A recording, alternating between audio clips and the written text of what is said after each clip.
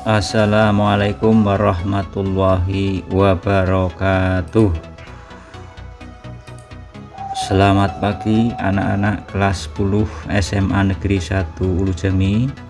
Perkenalkan, nama saya Harjo Riyadi, guru SMA Negeri 1 Ulu Jami. Hari ini saya akan menyampaikan materi tentang pengenalan kurikulum. Ada beberapa pokok permasalahan yang akan saya sampaikan pada hari ini, yaitu yang pertama tentang visi dan misi SMA Negeri 1 Ulu Jami. Visinya adalah mewujudkan generasi yang beriman, bertakwa, berbudi pekerti, memiliki prestasi dan berwawasan lingkungan. Kemudian misinya itu kalian bisa baca mulai dari nomor 1 sampai 7. Nah, misi ini adalah kendaraan yang dipakai untuk mencapai visi di atas, ya. Kemudian yang kedua, struktur kurikulum. Nah, struktur kurikulum itu merupakan perangkat mata pelajaran dan program pendidikan yang diberikan oleh suatu lembaga penyelenggara pendidikan yang berisi rancangan pelajaran yang akan diberikan pada peserta pelajaran dalam satu periode jenjang pendidikan. Kita ke struktur kurikulum SMA Negeri 1 Ulu Jami. Dari kurikulum di SMA Negeri 1 Ulu Jami, di sini ada dua program, yaitu program MIPA dan program IPS. Kalian nanti bisa melihat mata pelajaran apa saja yang akan kalian pelajari di kelas 10 dan 11, yaitu mulai dari mata pelajaran kelompok umum dan mata pelajaran kelompok peminatan serta lintas peminatan.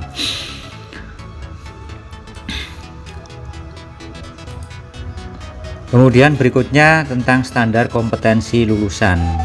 Standar kompetensi lulusan, di sini kita mulai dari pengertian kompetensi lulusan itu adalah kriteria mengenai kualifikasi kemampuan lulusan yang mencakup sikap, pengetahuan, dan keterampilan, dan berdasarkan peraturan Menteri Pendidikan dan Kebudayaan nomor 20 tahun 2016 tentang standar kompetensi lulusan pendidikan dasar dan menengah, SMA N1 Ulu Jami memiliki kompetensi lulusan yang mencakup 3 dimensi, yaitu dimensi sikap, dimensi pengetahuan, dan dimensi keterampilan.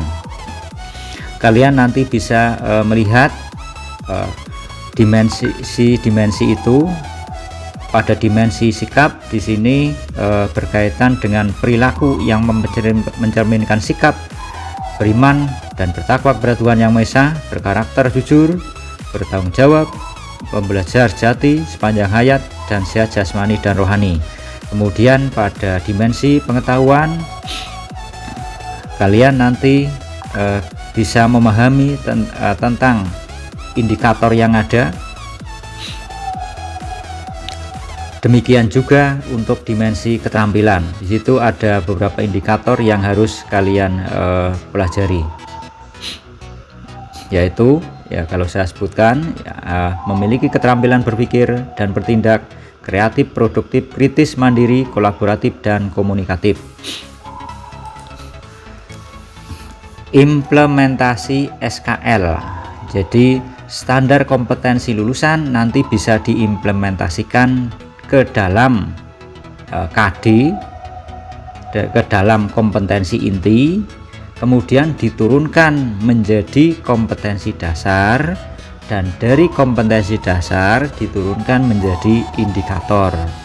Yang selanjutnya indikator itu nanti akan digunakan sebagai bahan pembelajaran di kelas kalian. Kemudian berikutnya tentang kegiatan pembelajaran, bahwa pada masa pandemi COVID-19 seperti sekarang ini, maka pembelajaran yang ada kita menggunakan metode.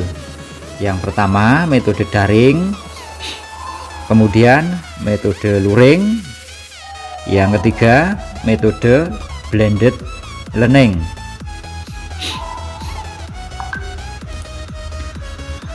Kemudian pembelajaran yang ada di sini ada pembelajaran sinkron dan pembelajaran asinkron.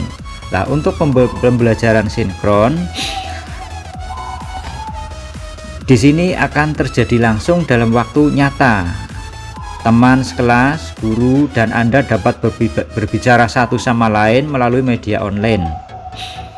Ini tidak dapat terjadi dimanapun dan pada waktu tertentu karena Anda semua harus hadir pada saat interaksi berlangsung. Kemudian yang asinkron, metode ini terjadi secara langsung dan tidak interaktif. Ini bisa terjadi kapanpun Anda mau, dimanapun. Jadi sekolah Anda dapat menyediakan konten secara online. Anda dapat mengakses kapanpun Anda mau, tidak dibatasi oleh waktu. Berikutnya, setelah kalian tahu tentang pembelajaran, nah ini ada tugas ya. Jadi tugas yang harus kalian kerjakan nanti ada tugas mandiri terstruktur dan tugas tidak terstruktur. Kalau tugas mandiri terstruktur, tugas ini diselesaikan seorang siswa dengan batas yang telah ditentukan oleh guru. Kemudian kalau tugas mandiri tidak struktur, tugas ini diselesaikan dan dikumpulkan pada batas maksimum yang telah ditentukan oleh guru dan siswa. Bedanya di situ. Jadi kalau yang mandiri terstruktur ditentukan oleh guru batas waktunya, kalau yang tidak terstruktur ditentukan batas waktunya oleh guru dan siswa. Berikutnya tentang penilaian. Penilaian yang akan kalian pelajari nanti ada penilaian sikap. Nah, di penilaian kemudian nanti ada penilaian pengetahuan dan penilaian keterampilan. Untuk penilaian sikap di sini dibedakan menjadi dua, yaitu penilaian sikap spiritual dan penilaian sikap sosial. Ya. Ini penilaian sikap sosial dan spiritual kalau digambarkan dapat dijadikan dalam satu denah sebagai berikut. Kalian lihat di sini yang gabungan keduanya nanti akan tergabung menjadi satu dari atas sampai bawah, yaitu menghayati dan mengamalkan ajaran agama yang dianutnya, menghayati dan mengamalkan perilaku jujur, disiplin, santun, peduli, bertanggung jawab, responsif, proaktif ya. Ini penilaian sikap. Tujuan penilaian sikap.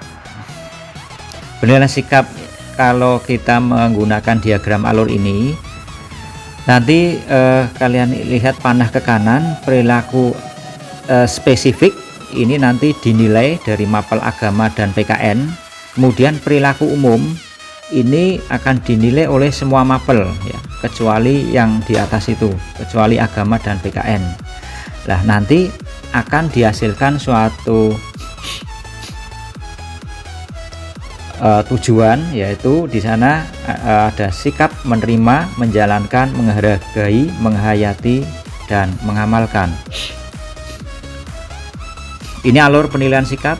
Jadi penilaian sikap itu yang menilai adalah guru mapel, guru BK, kemudian wali kelas ya. Lah, kemudian untuk yang utama itu bisa melalui observasi. Ini diberlakukan selama pembelajaran. Kemudian sebagai penunjangnya ini dilakukan sesuai dengan kebutuhan. Bisa dilakukan dengan penilaian antar teman ya, teman sejawat. Kemudian dari dua nilai itu nanti dikumpulkan ke wali kelas, yang selanjutnya akan dijadikan deskripsi sikap dalam rapot ya. Kalau di SMA Ulu Jami penilainya itu ditambah satu lagi, yaitu guru mapel agama. Kemudian untuk penilaian pengetahuan ya. Jadi pada penilaian pengetahuan nanti ada tes tertulis, tes lisan, dan penugasan. Tetapi karena ini masa COVID-19, pandemi COVID-19 belum berakhir, otomatis penilaian yang ada itu dilakukan secara online ya. Kemudian untuk penilaian keterampilan, kalian bisa lihat pada penilaian keterampilan di sini ada penilaian dengan teknik praktek, proyek, dan portofolio. Nah, contohnya bisa kalian lihat pada kolom yang sebelah kanan ya. Itu ada bermain peran untuk IPA, ibadah, olahraga, membaca, menyanyi, dan sebagainya. Berikutnya tentang remedial. Jadi remedial ini merupakan program pembelajaran yang diperuntukkan bagi siswa yang tidak mencapai KKM atau belum mencapai KKM dalam satu KD tertentu. Jadi berkaitan dengan ketuntasan, nanti anak yang belum tuntas itu akan melakukan remedial, kemudian anak yang sudah tuntas itu akan melakukan pengayaan ya. Remedial itu dapat dilakukan. Nah, kalian bisa lihat di sini nomor 1 sampai 5 yaitu bimbingan secara individu, bimbingan secara kelompok, pemberian tugas-tugas, pembelajaran ulang, dan pemanfaatan tutor sebaya. Dan pada akhirnya nanti akan dilakukan tes ulang. Penilaian hasil remedi itu ada 3 alternatif 1, 2, dan 3. Yang kita pakai itu adalah alternatif 1.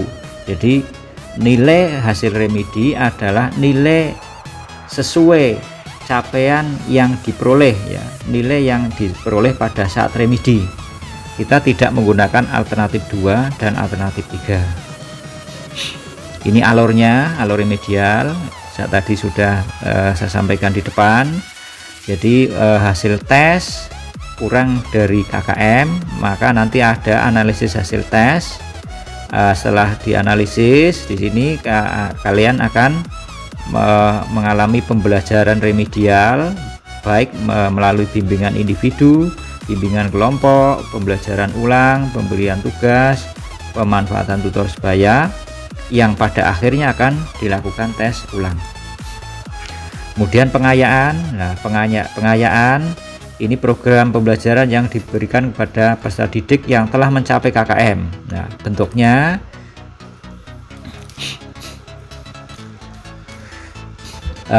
pengayaan biasanya hanya diberikan 1 kali, tidak berulang kali ya.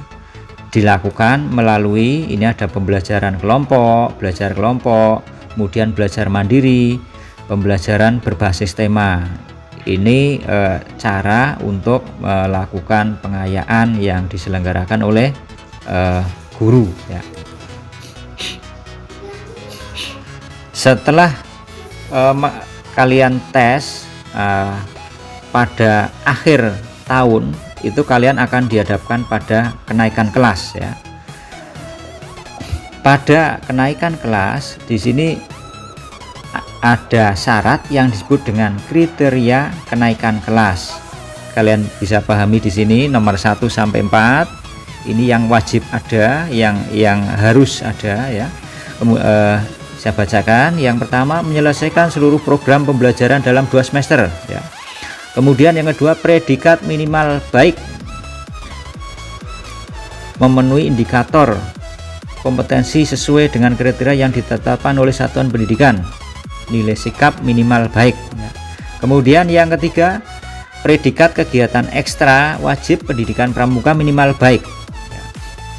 Kemudian yang keempat, tidak memiliki lebih dari 2 mata pelajaran yang masing-masing capaian pengetahuan atau keterampilan di bawah KKM. Dan yang kelima, ini adalah syarat yang ditambahkan oleh tiap satuan pendidikan. Nah, syarat ini bisa berubah tiap tahun. Kalau di SMA Ulu Jami Yang kelima itu dikaitkan dengan prosentase kehadiran kalian mengikuti pembelajaran di sekolah. Ya, demikian tadi materi pengenalan kurikulum dalam rangka MPLS kelas 10 tahun pelajaran 2021-2022. Semoga bermanfaat, bisa kalian pakai untuk mengikuti pembelajaran di SMA Negeri 1 Ulu Jami. Dan jangan lupa, karena ini adalah masa pandemi COVID-19 yang sampai saat ini belum berakhir, setiap saat mohon selalu kita untuk memakai masker, menjaga jarak, jauhi kerumunan, cuci tangan pakai sabun setiap melakukan segala aktivitas ya. Demikian yang saya sampaikan. Salam sehat, semoga kalian tetap sehat, bugar, dapat mengikuti pembelajaran selanjutnya. Saya sampaikan terima kasih. Saya akhiri. Assalamualaikum warahmatullahi wabarakatuh.